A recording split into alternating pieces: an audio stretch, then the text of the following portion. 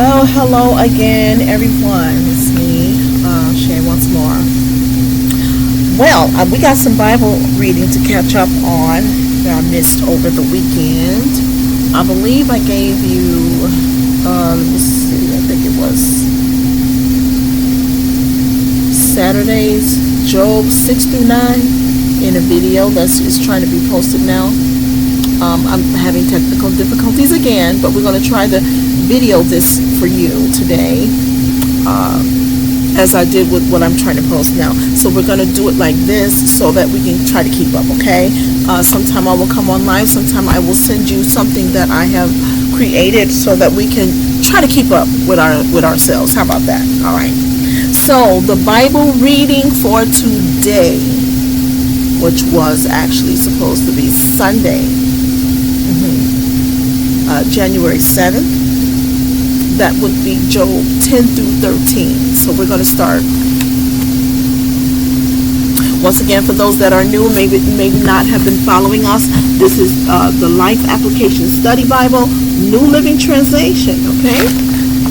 This is the version I'm reading out of through this year, and I hope that you enjoy it.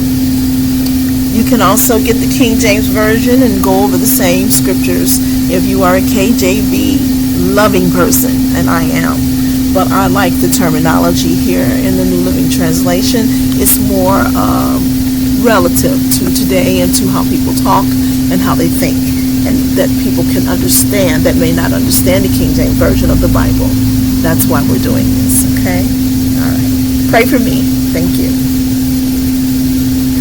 So, we're starting with the 10th chapter and the first verse of Job. He says, I am disgusted with my life. Let me complain freely. My bitter soul must complain. I will say to God, don't simply condemn me. Tell me the charge you are bringing against me. What do you gain by oppressing me? Why do you reject me? The work of your own hands while smiling on the schemes of the wicked. Are your eyes like those of a human? Do you see things only as people see them? Is their lifetime only as long as ours? Is your lifetime only as long as ours? Is your life so short that you must quickly probe for my guilt and search for my sin? Although you know I am not guilty, no one can rescue me from your hands. You formed me with your hands. You made me. Yet now you completely destroy me. Remember that you made me from dust. Will you turn me back to dust so soon? You guided my conception and formed me in the womb. You clothed me with skin and flesh, and you knit my bones and sinews together. You gave me life and showed me your unfailing love. My life was preserved by your care. Yet your real motive, your true intent, was to watch me, and if I sinned, you would not forgive my guilt. If I'm guilty, too bad for me. And even if I'm innocent, I can't hold my head high because I'm filled with shame and misery. And if I hold my head high, you hunt me like a lion and display your awesome power against me. Again and again, you witness against me. You pour out your growing anger on me and bring fresh armies against me. Why then did you deliver me from my mother's womb? Why didn't you let me die at birth? It would be a thought I had never existed. It would be as though I had never existed, going directly from the womb to the grave.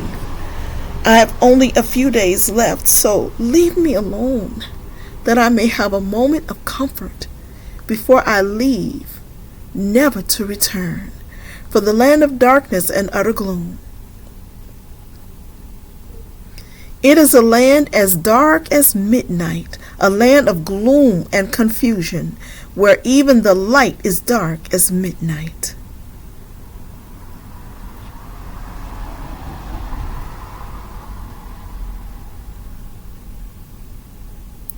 Chapter 11. Then Zophar the Naamathite replied to Job, "Shouldn't someone answer this torrent of words? Is a person proved innocent just by a lot of talking? Should I remain silent while you babble on? When you mock God, shouldn't someone make you ashamed? You claim my beliefs are pure, and I'm clean in the sight of God. If only God would speak. If only he would tell you what he thinks. If only he would tell you the secrets of wisdom, for true wisdom is not a simple matter. Listen, God is doubtless punishing you for less than you deserve. Can you solve the mysteries of God? Can you discover everything about the Almighty?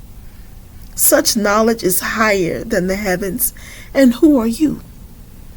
It is deeper than the underworld. What do you know? It is broader than the earth and wider than the sea. If God comes from and puts a person in prison or calls the court to order, who can stop him? For he knows those who are false, and he takes note of all their sins. An empty-headed person won't become wise any more than a wild donkey can bear a human child. If only you would prepare your heart and lift up your hands to him in prayer. Get rid of your sins and leave all iniquity behind you. Then your face will brighten with innocence. You will be strong and free of fear. You will forget your misery, and it will be like water flowing away. Your life will be brighter than the noonday. Even darkness will be as bright as morning. Having hope will give you courage. You will be protected and will rest in safety. You will lie down unafraid, and many will look to you for help. But the wicked will be blinded. They will have no escape. Their only hope is death.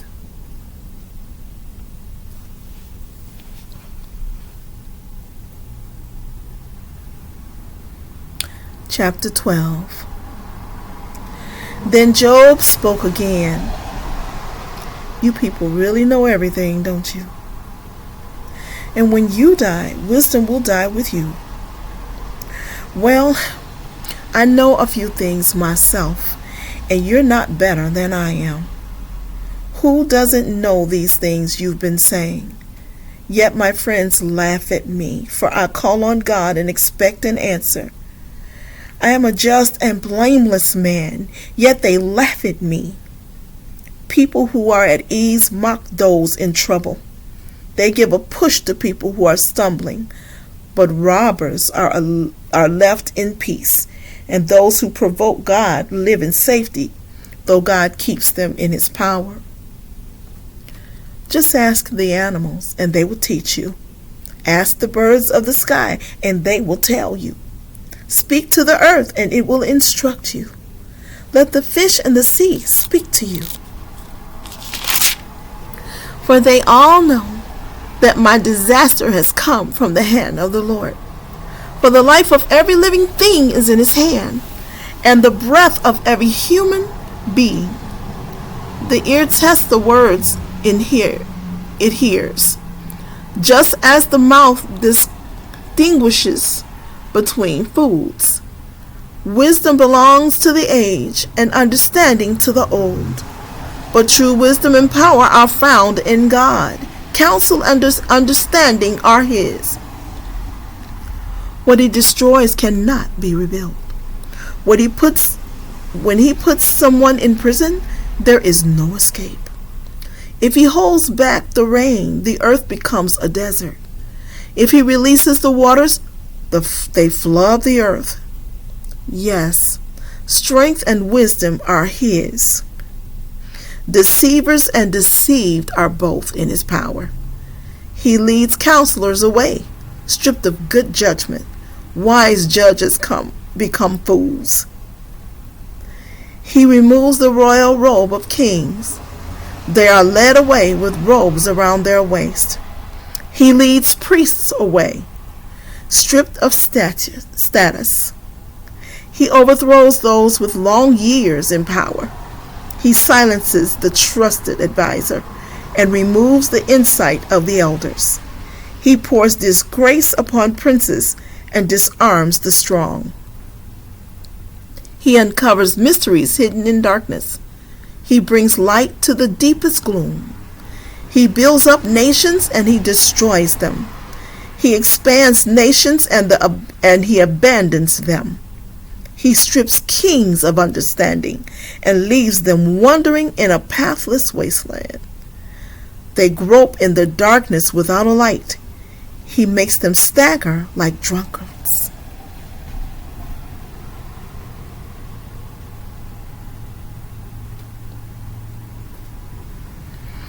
Chapter 13. Look, I have seen all this with my eyes and heard of it with my own ears, and now I understand. I know as much as you do. You are no better than I am. As for me, I would speak directly to the Almighty. I want to argue my case with God Himself. As for you, you smear me with lies. As physicians, you are worthless quacks. If only you could be silent. That's the wisest thing you could do. Listen to my charge. Pay attention to my arguments. Are you defending God with lies? Do you make your dishonest arguments for His sake? Will you slant your testimony in His favor? Will you argue God's case for Him? What will happen when He finds out what you are doing? Can you fool Him as easily as you fool people? No, you will be in trouble with Him if you secretly slant your testimony in His favor. Doesn't His majesty terrify you? Doesn't your fear of Him overwhelm you? Your platitudes are as valuable as ashes. Your defense is as fragile as a clay pot. Be silent now and leave me alone. Let me speak, and I will face the consequences.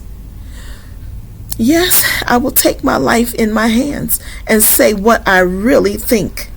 God might kill me, but I have no other hope. I'm going to argue my case with Him, but this is what will save me. I am not godless. If I were, I could not stand before Him. Listen closely to what I'm about to say. Hear me out. I have prepared my case. I will be proved innocent. Who can argue with me over this? And if you prove me wrong, I will remain silent and die. Oh God, grant me these two things, and then I will be able to face you. Remove your heavy hand from me, and don't terrify me with your awesome presence.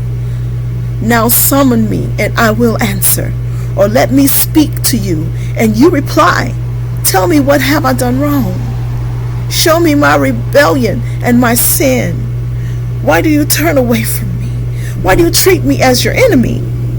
Would you terrify a leaf blown by the wind? Would you chase dry straw? You write bitter accusations against me and bring up all the sins of my youth. You put my feet in stocks. You examine all my paths. You trace all my footprints.